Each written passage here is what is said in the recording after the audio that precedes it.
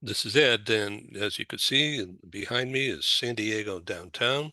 This was a shot that I took along Harbor Drive.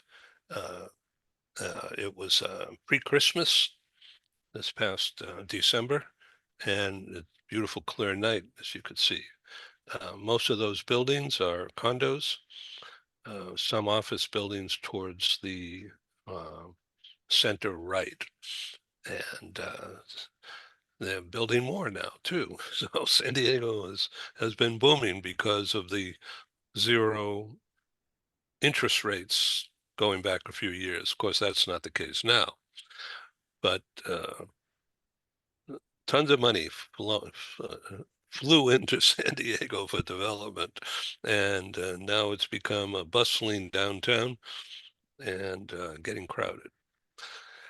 Special guest is Stephen Howard, author and leadership coach, author of 23 books, all of them basically about business leadership. Is that correct? Yeah, business leadership, professional development, decision making, but yeah, all things that leaders need to learn, need to know. That's great.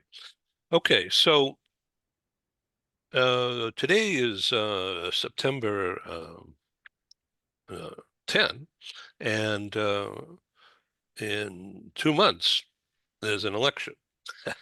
And in fact, mail-in voting is just about to begin if it hasn't already.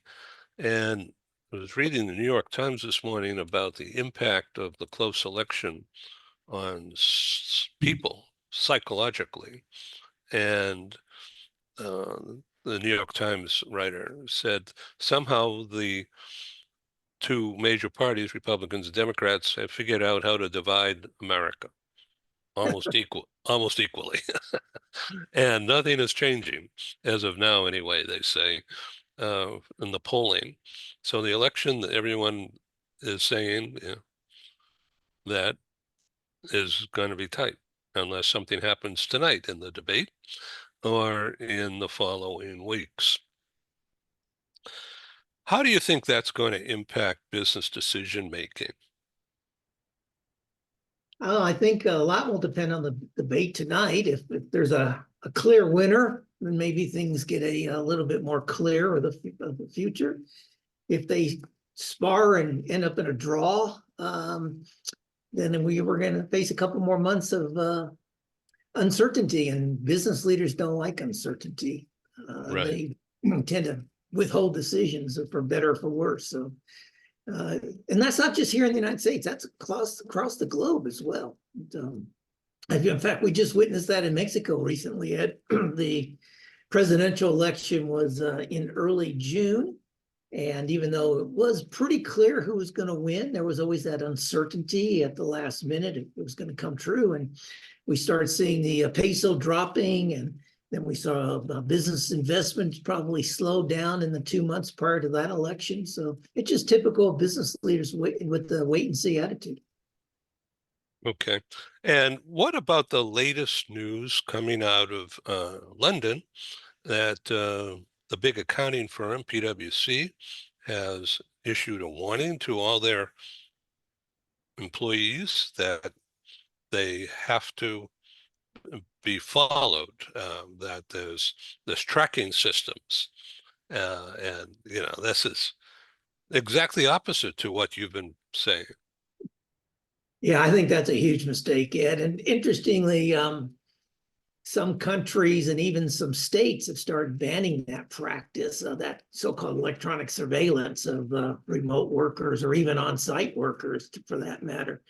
I think it's a big mistake. I don't know what's the reason behind it, other than I do know that psychologically, managers have this fear of not knowing things, and they don't like being asked by their bosses about something and have to say, I don't know, or I'll check into it, which is sad. And that's a weakness because in today's world, you really can't be expected to know everything. And I think if they do have bosses that would criticize them for not knowing, then maybe they don't have the right bosses in place. But I think that's just a terrible, terrible, terrible thing that PwC is doing. Interesting. Okay, so let's talk about your most recent books, with one with Ali and the book about Humany. I just have grown to love that word, and this is exactly what PwC has decided not to do. Exactly. And we'll see how many people leave. I mean, I don't know when they're putting that into place, presume fairly quickly. And I would suspect that they will have higher than normal attrition, employee attrition in January. I mean, people will stay uh, partly because of the uncertainty in the world. People will stay if they get a bonus that's paid at the end of the year, or their Christmas bonus, or something of that matter. And then we all know that the job market, there's a lot of turnover in January and February, and I would suspect PwC would have higher than normal rates, and we'll find out. Yeah, that's for sure. Okay, so let's talk about the responsiveness uh, to the book buying public out there. Are you okay with your book sales of Humany? Yeah, no, I'm quite pleased. And I think one of the things that pleases me, well, two things please me. One pleases me, one's interesting. The one that pleased me is that the book is resonating with readers around the world. So it's getting sales, across Europe, UK, Australia, India. I've got pretty good following in India, actually, and Good so for you. that's pleasing. I think the thing that is most interesting to me is pretty much, certainly in the United States, the book sales are about 50% printed and 50% Kindle. Outside the United States, depends on the country, but a lot of countries are still running about 35 or 40% Kindle, and the remainder in the print version. So I find that interesting that the number of people are now moving towards these electronic readers. And I happen to be one. Almost every book I read now is the electronic version, just because it's so much easier for me. Carry it. I can carry dozens of books at a time. I'm on an airplane, pick one I want to read. Doesn't take up a lot of space in my luggage. So, but yeah, so I find that trend very interesting. So I was given a Christmas gift, a Kindle, and I have it here. It's now a couple of years old. Okay, I'm going to hold it up. So it's one of these. Oh, I don't know if you can see it. Yeah, yeah, you can see Okay. it. Yeah. But you know what? I've got it all charged up, but I don't know what to do in order to download it. I suppose I just um, go to Amazon and buy it and click the Kindle purchase, and Yeah. they'll download it to my account. They'll download what they'll do is they'll download it to your account, and then when you log in wirelessly, it will automatically download to your Kindle. So that's all you have to do. The other good thing about Kindle is a lot of authors, and I've done this many times, will run a promotion and give their book away for free in the hopes of encouraging more readers for their other books, or readers who might write a book review and put it on Kindle. So when we publish on Kindle, authors can have up to 5 free days every quarter if they use what's called KDP Select. And so you can give your book away up to 5 different days or 5 consecutive days in the Kindle version. And that helps build readers. I've had readers who downloaded a free book, a book, and then gone on to buy one or two of my other books. So it's a good Isn't that marketing. great? Yeah. Wow. The other thing is, and you can download a PDF onto your Kindle through your computer. Ah, So if somebody wow. wants to send you a draft copy of a book or even a PDF document, you can load that onto your Kindle and read it, sitting on the couch instead of having to read it at your computer screen.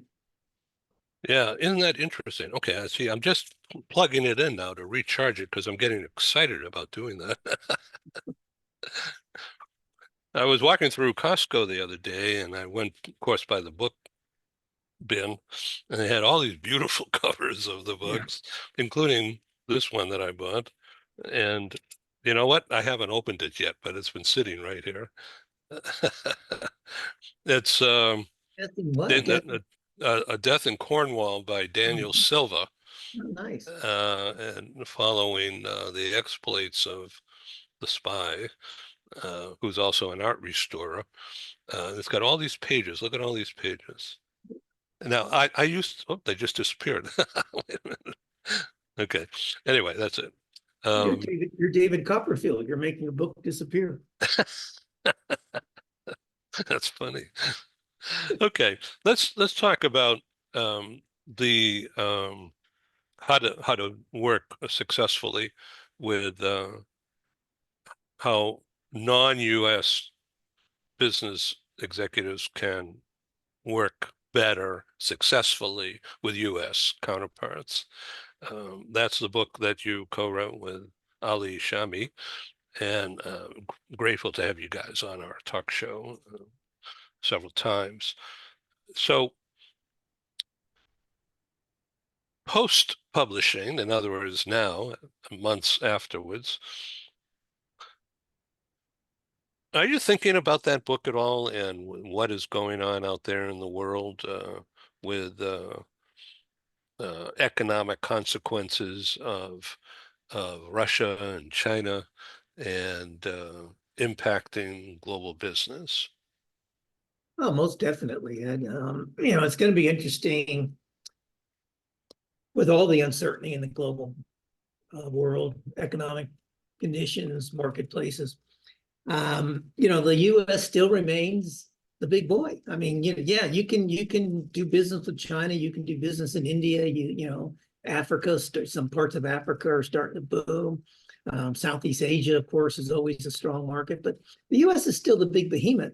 And the book talks about partnering with U.S. firms, and you can partner as a supplier, you can partner as a co-inventor, co-creator of something, you can partner by opening up a U.S. subsidiary of your company with U.S. partners.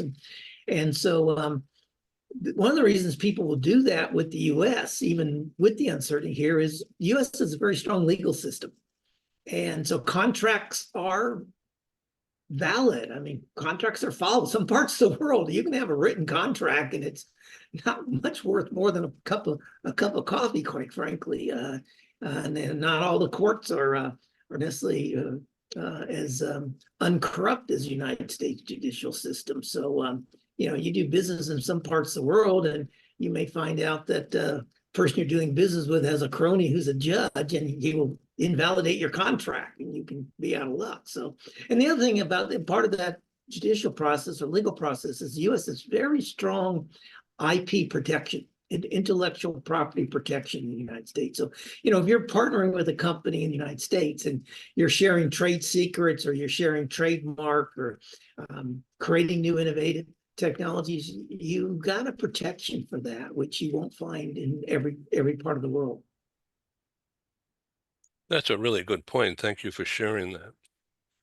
So the concept of writing a book, we've had this topic before, but I'm really interested in the energy that it takes, the brain energy, and that relates to physical stamina.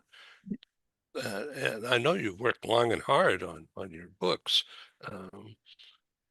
Eh, so how do you stay focused through that process of development? Seems like it's a giant effort. It is tough, and that's what makes it brain draining as well. That's why I'm tired sometimes in the middle of the day. Even if I've been working for 3 or 4 hours in the morning on a book project, I literally will be exhausted at 1 o'clock in the afternoon at times. But it's I have a passion for it. So it's like anything. If you have a passion for what you're doing, and have a real reason for why you're writing or painting a picture, if you're an artist, or going out and taking beautiful photographs like you do, that builds the energy, number one. But you do have to take care of yourself. I mean, I get, for me, adequate amount of sleep every night. I tend to sleep pretty well. I eat very healthy. I cook most of my own food. I'm rarely going to a fast food outlet or convenience store type food or snacking on that kind of stuff. So I eat very healthy, which is also important for the brain. The brain is the biggest user of oxygen and blood in our body. So if I can maintain health in that regards, and then I need my brain to write, quite frankly. It doesn't come from any other part. There's no AI doing that. Yeah, no AI doesn't come from my muscles. I can't go to the gym and build biceps and then write better.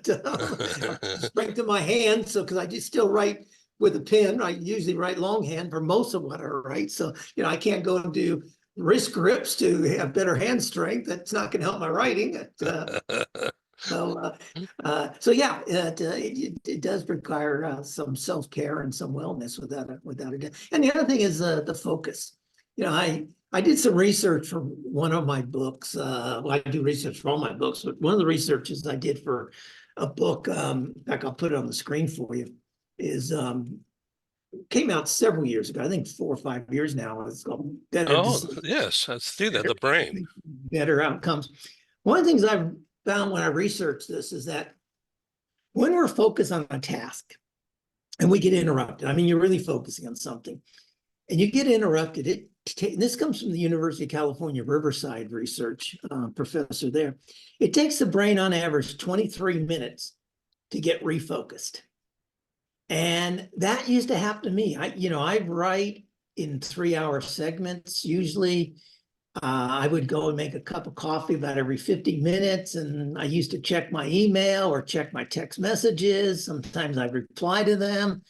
When the coffee's ready, you'd go back upstairs and start writing again. And I'd be like, where am I? What am I doing? What's happening? What am I supposed to do here next? And it would take me not 23 minutes, but it would take me 12, 15 minutes to get back into the writing. Now, when I write, I literally put my phone on airplane mode. That way, when I go make my coffee, and if I do reach for the phone, it kind of tells me, no, Stephen, don't, you can't touch it. It's on airplane mode.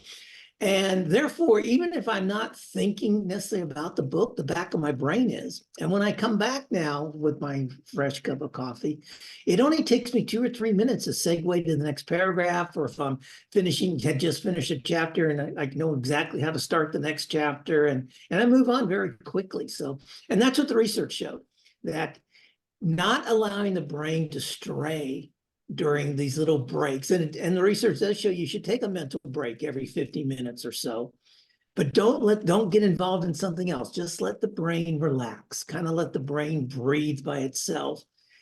You'll get refocused a lot quicker. Fascinating. So oftentimes when I'm restless, or I think I've slept enough, like for instance, last night, I fell asleep probably 9:30 or so. And then I was up first time around 2, and then restless getting back to sleep, and then conked out. And finally about 4:30, 4:45, I've had enough of that. And I just got up and made coffee. And the very first thing I start to think about when I'm sitting and looking at the emails or the news, or some idea that I had during the night, the very first thing that I do, I've found it to be by far the most productive thing I would do that day, because it's just fresh and total concentration on that one thing, whatever it is. And when I'm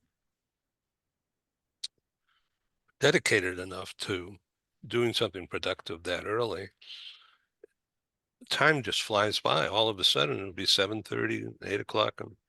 And last time I looked at the clock on the computer was when I first sat down, the first sip of coffee. And that could be 2 hours, and very productive. Yeah.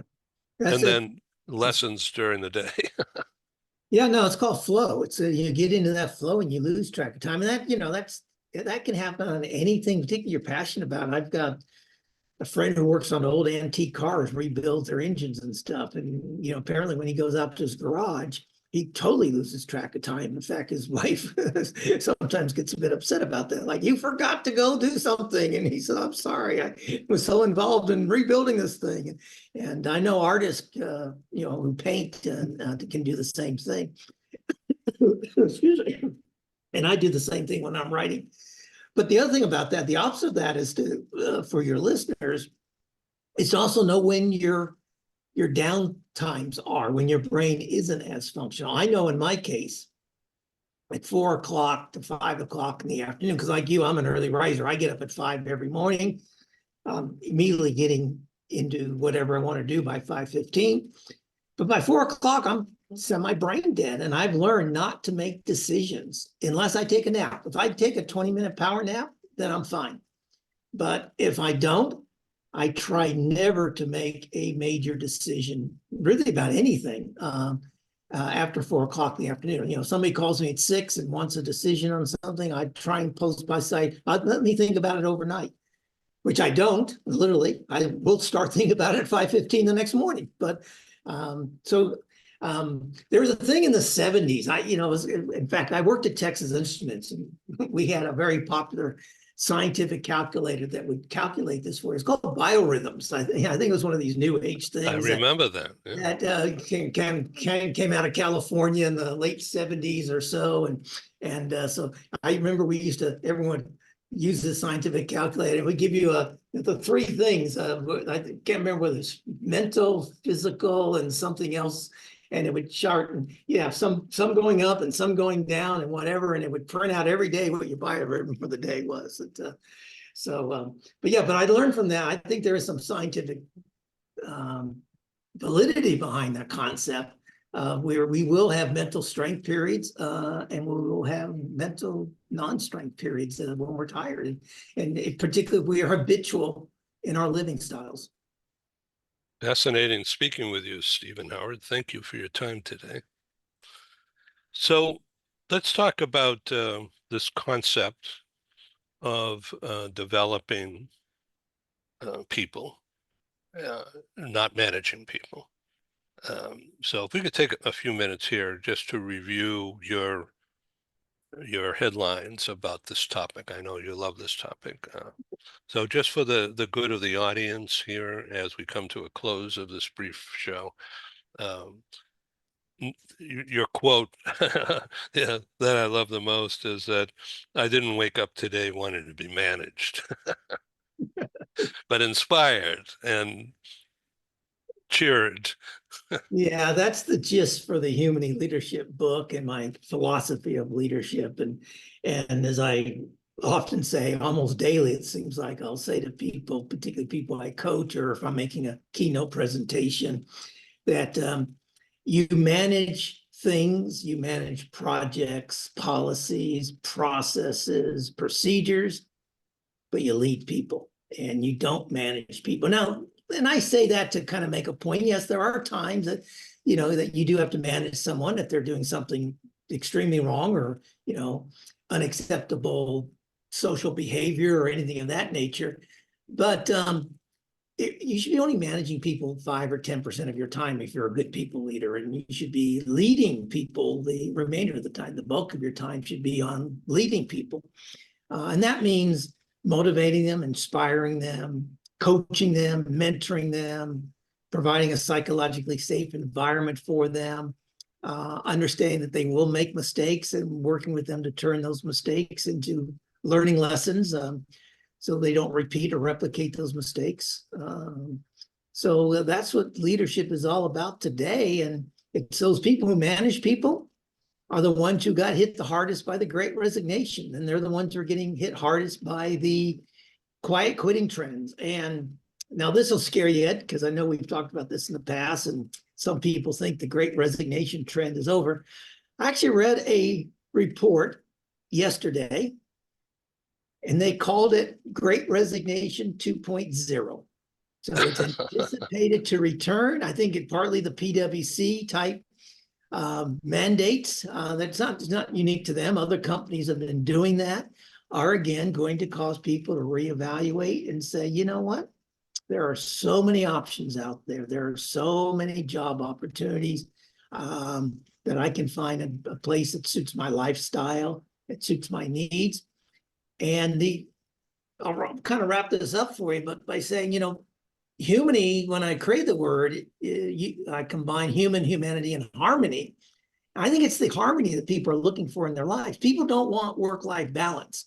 Work-life balance indicates a trade-off.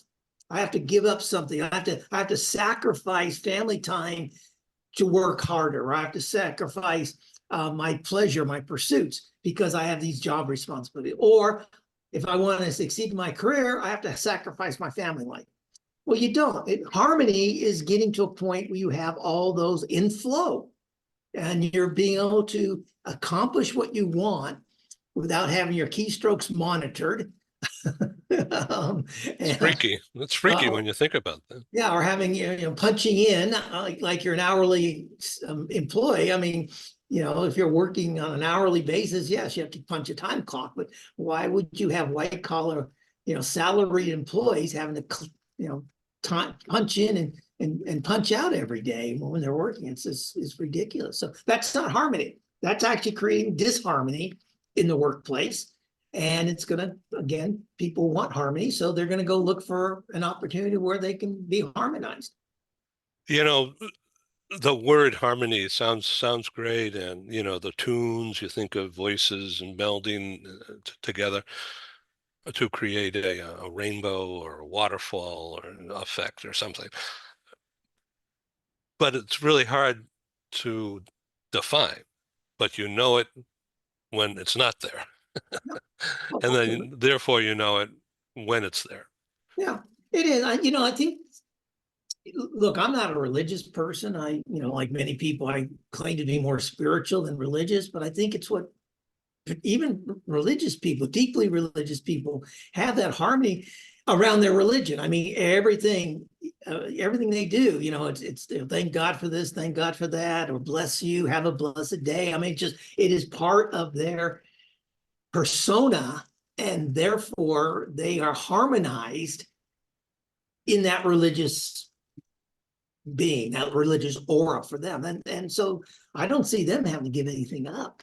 I think everyone can be harmonized. They don't need religion, may not even need spirituality to be harmonized. It's just having things in flow in your life and maintaining that kind of ability that nothing that comes up is really going to knock you off kilter too hard. Yeah, we're all going to have ups and downs. There's always something's going to go wrong. Somebody's going to do something they shouldn't have.